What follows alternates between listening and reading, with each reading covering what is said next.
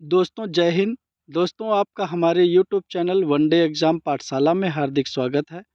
अगर आपने अभी तक हमारा यूट्यूब चैनल सब्सक्राइब नहीं किया है तो सब्सक्राइब कर लीजिए एवं अपने दोस्तों के बीच शेयर कर दीजिए। दोस्तों आज का हमारा टॉपिक है सिख धर्म। तो सिख धर्म किस सदी में, सिख धर्म का उदय भारत में किस सदी में हुआ? तो 15वीं सदी में हुआ। सिख धर्म के संस्थापक किसे कहा जाता है? तो सिख धर्म का संस्थापक गुरु नानक को। सिख धर्म के प्रथम गुरु कौन थे? तो सिख धर्म के प्रथम गुरु गुरु नानक जी थे। गुरु नानक जी का जन्म कहाँ हुआ? तो गुरु नानक जी का जन्म 1469 ईस्वी तलवंडी, जो वर्तमान में पाकिस्तान में पड़ता है, वहाँ हुआ। सिख धर्म में गुरु नानक जी ने कौन सी उपाधि धारण की थी? तो हजरत रब्बुल मेज की उपाधि धारण की थी। कौन सी उपाधि? हजरत रब्बुल मेज की उपाधि धारण की थी।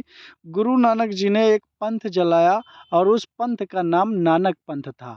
इसी नानक पंथ के शिष्य आगे चल करके सिख कहलाए। गुरु नानक जी क्वेश्चन कई बार पूछा गया है। गुरु नानक जी किसके समकालीन थे? तो गुरु नानक जी इब्राहिम लोदी के समकालीन थे। गुरु नानक का उत्तराधिकारी शिष्य लहना, जो आगे चल कर के गुरु अंगद देव दूसरे गुरु के नाम में जाने गए। लंगर व्यवस्था किसने चलाई थी? क्वेश्चन पूछा है सिख धर्म में लंगर व्यवस्था किसने चलाई थी?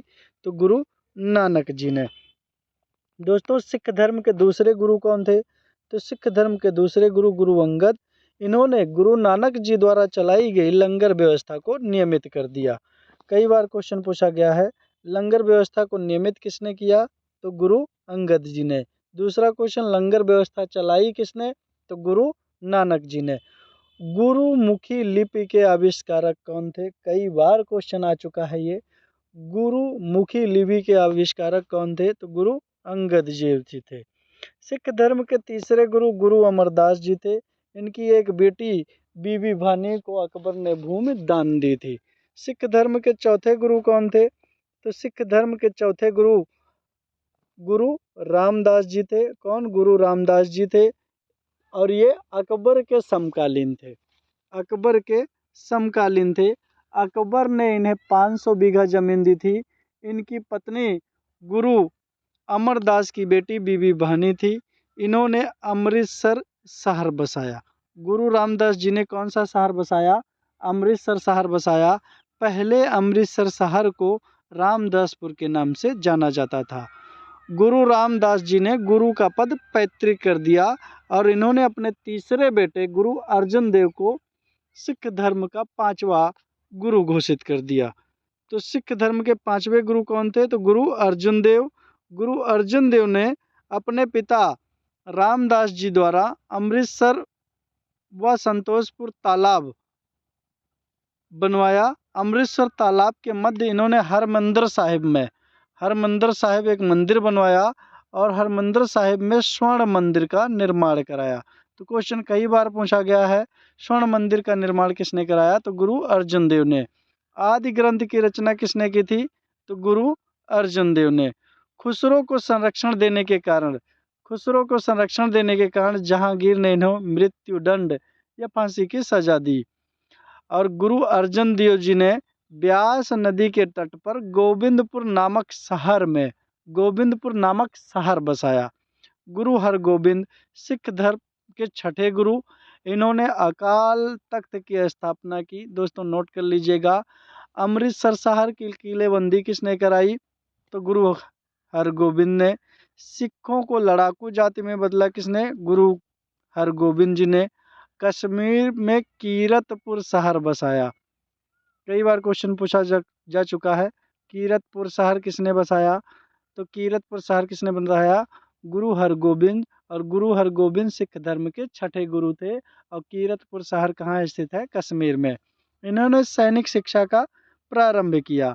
7वें और 8वें गुरु बहुत इंपॉर्टेंट नहीं है, पर 9वें गुरु के बारे में दोस्तों हम आप पढ़ते हैं। सिख धर्म के 9वें गुरु कौन थे? तो सिख धर्म के 9वें गुरु गुरु तेग बहादुर। इस्लाम धर्म न अपनाने के कारण औरंगजेब ने इनकी हत्या करा दी थी। सिख धर्म के 9वें गुरु कौन थे? गुरु तेग बहादुर। और गुरु तेग बहादुर की हत्या किसने कराई थी? औरंगजेब ने। क्यों? इस्लाम धर्म इन्होंने कबूल नहीं किया था। सिख धर्म के 10वें गुरु गुरु गोबिंद सिंह। सिख धर्म के 10वें और अंतिम गुरु कौन? गुरु गोबिंद सिंह। गुरु गोबिंद सिंह का जन्म 1666 में कहाँ हुआ? पटना में हुआ और इन्होंने आनंदपुर नगर बसाया। 1699 ईस्वी में इन्होंने खालसा पंथ की स्थापना की। कई बार क्वेश्चन पूछा जा चुका है, खालसा पंथ की स्थापना किसने की थी? तो गुरु गोबिंद सिंह ने। गुरु गोबिंद सिंह ने सिखों को 5 चीज़ें अपने पास रखने की अनुमति दी।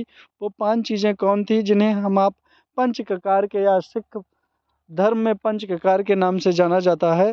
तो केस, कंघा, कच्छा, कड़ा और कृपाण। इनके 4 पुत्र थे दोस्तों, परंतु इनके 2 पुत्रों फतेह सिंह और जोरावर सिंह को मुगल फौजदार वजीर खान ने जिंदा दीवार में चिनवा दिया था। इन्होंने अपनी एक आत्मकथा लिखी। उस आत्मकथा का नाम क्या था? विचित्र नाटक। इन्होंने एक ग्रंथ भी लिखा, उस ग्रंथ का नाम था कृष्णावतार। और एक अन्य पुस्तक लिखी, उस पुस्तक का नाम था चंदी दीवर। इनकी हत्या बहुत बार पूछा गया है। गुरु गोबिंद सिंह की हत्या कहाँ की गई? नांदेड़। नांदेड़ कहाँ पड़ता है? तो महाराष्ट्र में। और किसने की थी? वजीर खां के सहयोगी जमशेद खां और वासिल बेग। दोस्तों अब पढ़ते हैं पंजाब में सिखों की कितने मिसलों में विभक्त था? तो पंजाब सिखों की 12 मिसलों में विभक्त था। रणजीत सिंह किस मिसल के थे? तो महाराजा रणजीत सिंह सुकरचकिया मिसल के थे। कई बार पूछा जा चुका है। इन्होंने सुकरचकिया मिसल के संस्थापक कौन थे? तो चरत सिंह। महाराजा रणजीत सिंह की प्रारंभिक राजधानी या राजनीतिक राजधानी क्या थी? तो लाहौर थी। और धार्मिक राजधानी किसे बनाया? तो अमृतसर को बसाया। दोस्तों अमृतसर में स्वर्ण मंदिर के ऊपर सोने की परत किसने चढ़ाई थी? तो महाराजा रणजीत सिंह ने। 1809 ईस्वी में लॉर्ड मेयो के दूत लॉर्ड मिंटो के दूत चार्ल्स मेटकाफ और रणजीत सिंह के मध्य एक संधि हुई। इस संधि को हम आप अमृतसर की संधि के नाम से जानते हैं। अमृतसर की संधि कब हुई? तो 25 अप्रैल 1809 ईस्वी में। और इस संधि के तहत सतलज नदी को सीमा रेखा मान लिया गया। अंग्रेज और सिखों के बीच सीमा रेखा किस नदी को माना गया? कई बार क्वेश्चन आया है। तो सतलज नदी को। दोस्तों अगला, रणजीत सिंह को कोहिनूर हीरा किसने दिया? तो रणजीत सिंह को कोहिनूर हीरा शाह शुजा ने दिया था।